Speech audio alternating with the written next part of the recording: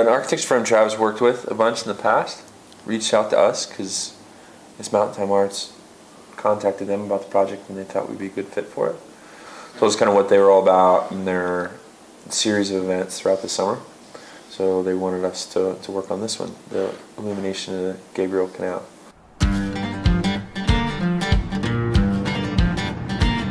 That's right. We're all discussing. We're all friends, right? All friends here.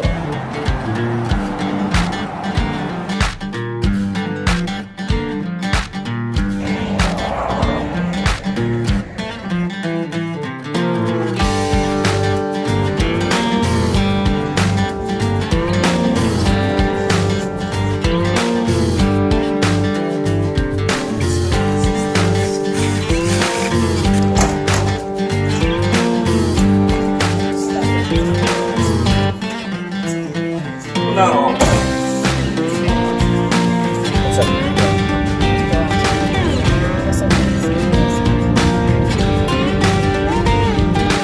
So it's a total of, I think, 18,000 feet of light. Yeah, it's a lot. It's a 65-acre field, and there are a couple of miles of canals, so selecting which canals and how to do it without really any access to power.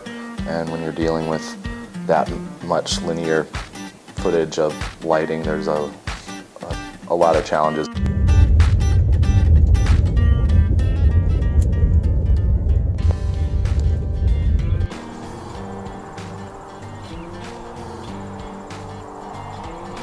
And then the river is right behind, the West Gotham River is right behind those cottonwood trees that run out right along the edge of the pasture.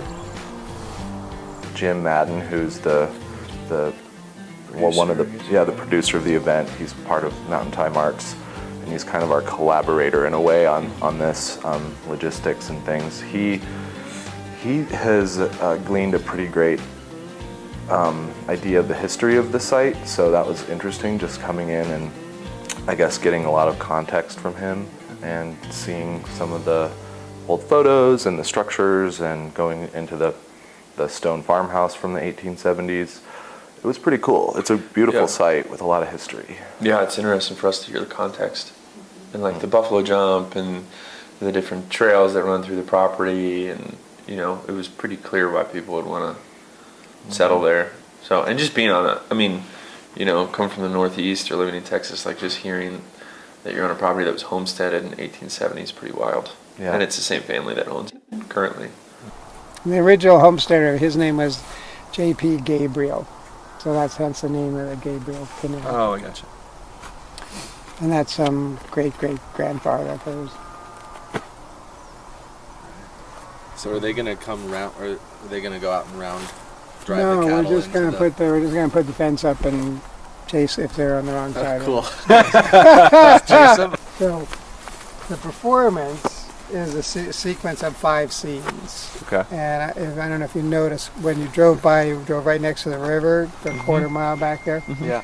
One of the major irrigation canals through the valley, the low-lying canal, runs right. So there's a road, the canal, the river.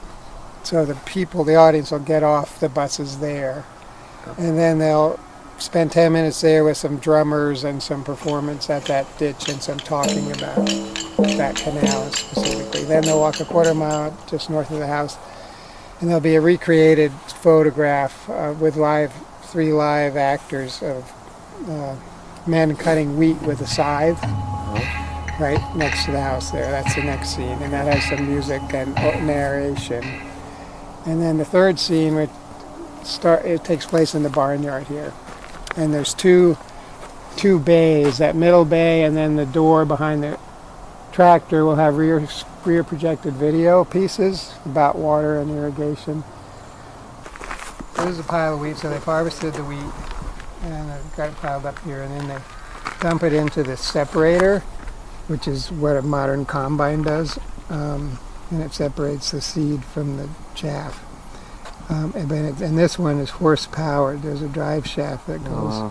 There's a gear in here. These guys are walking around in a circle driving the gear, and the shaft is driving this thing. So, as the population growth in this valley only continues, the demands on water are only going up, and with uncertain water availability, that puts us in a difficult spot.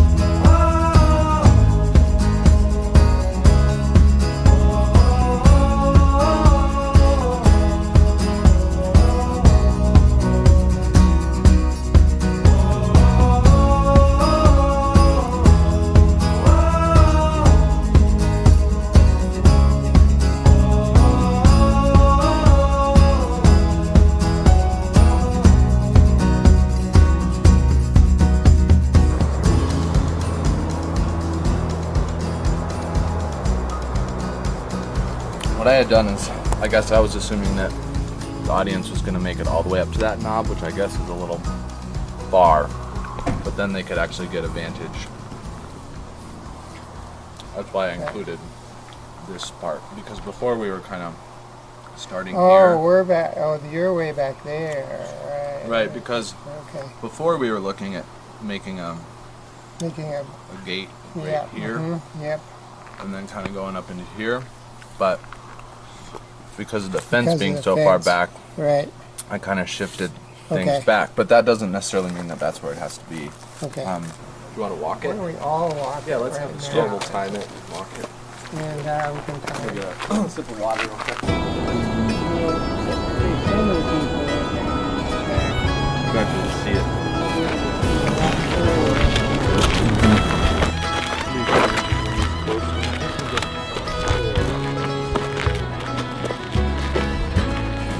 Yeah, so I mean, I say we start with this main guy all the way to the fence. And then we can hit this guy all the way to the fence. And then, by then we'll know what we're doing. So today we're gonna lay all the lights. We'll stake them tomorrow. Have them lit tomorrow. Maybe tonight, maybe some.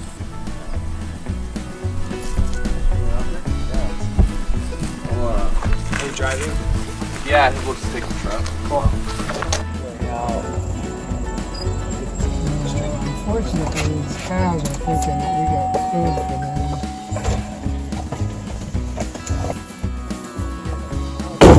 Hey, now, watch out for these. Another problem with solar panels is there's like a shadow. These guys. Okay. And this both is it's got a battery in it, so the solar charges the battery, and then there's a photo sensor, so they just turn on when These are the light strands, so these plug in to that. And, yeah, there's two. The plug is actually in the center of the strand. Okay. So Tate and I figured out, and Ken and I were doing it yesterday. Work great. You basically undo the zip tie, then you can kind of like see it start to split, and then you just drop it, and it kind of bounces, and then two people can kind of pull them in either direction, and that was working great. We did some initial testing in Austin. It was hard to find a large field that you could get a vantage from that was also dark enough. And also it's pretty flat, so getting up high to kind of replicate the vantage point was a challenge. So we took a 14-foot ladder out into the middle of this field and set up 10 strings of lights and tried to get some long exposure photographs from a distance. And from that we were confident that the effect would work and the product was something worth pursuing.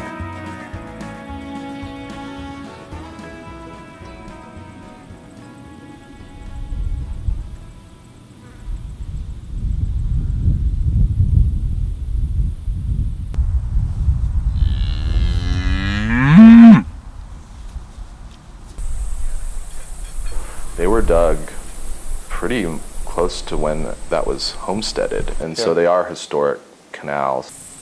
There's a inlet gate off of the low-lying canal, and so in the spring they open that up and it floods all of the ditches, which allows the grass, they used to farm wheat, now it's just pasture land, so that's what the cows actually graze, and then typically in August they hay it for the winter, and then the canals are pretty much dry from, I guess, August through the next spring when the snows start to melt again.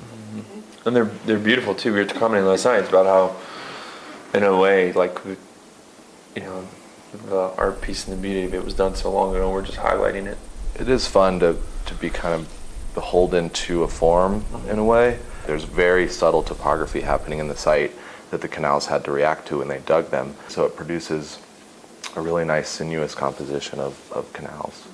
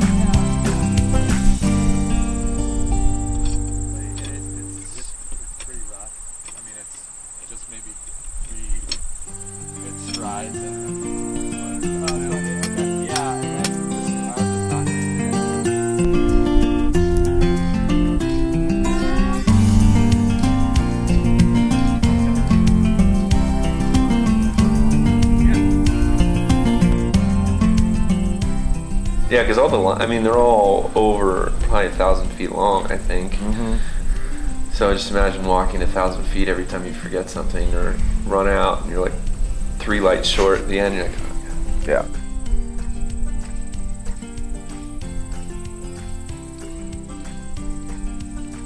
The solar panels are installed and they'd begun charging, and we were able to get them all set to the correct settings and turned on, which they're always on. Then the sensor trips them at night and they turn on.